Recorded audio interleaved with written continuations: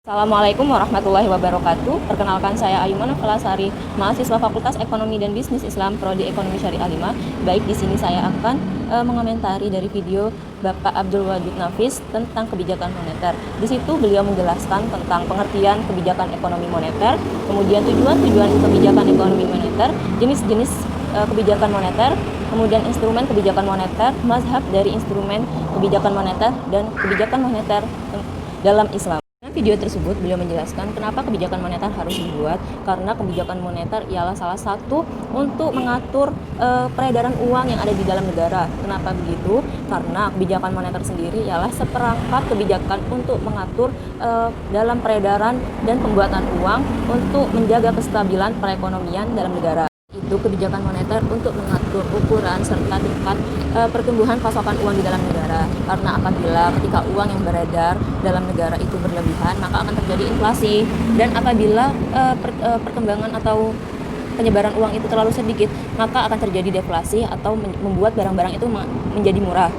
Dan maka dengan adanya kebijakan moneter akan memberikan keseimbangan pada pertumbuhan ekonomi dalam negara. Jenis kebijakan moneter ada dua. Yang pertama, kebijakan ekspansif, yaitu kebijakan untuk meningkatkan jumlah uang yang beredar.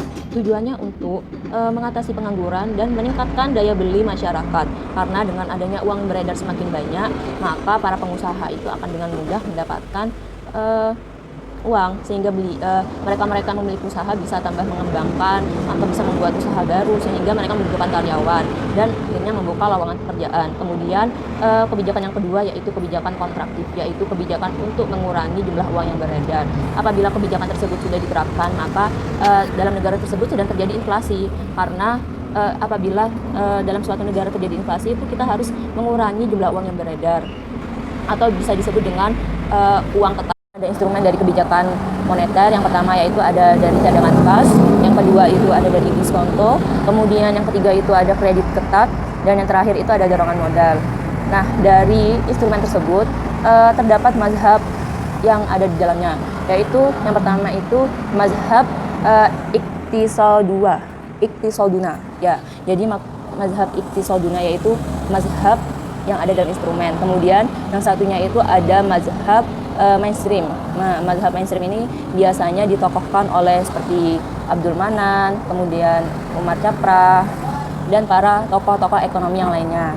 Ya, jadi dalam penjelasan Bapak Wadud dalam video kebijakan ekonomi moneter tersebut, itu menurut saya sudah sangat jelas, dan dari Bapak Wadud menjelaskan tentang pengertiannya, kemudian jenis-jenis, kemudian tujuan dari adanya kebijakan moneter, sampai Bapak Wadud memberikan contoh-contoh dalam setiap materinya, kemudian juga menjelaskan dalam perspektif Islam.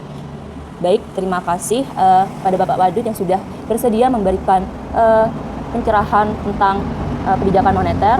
Cukup sekian dari saya. Terima kasih. Wassalamualaikum warahmatullahi wabarakatuh.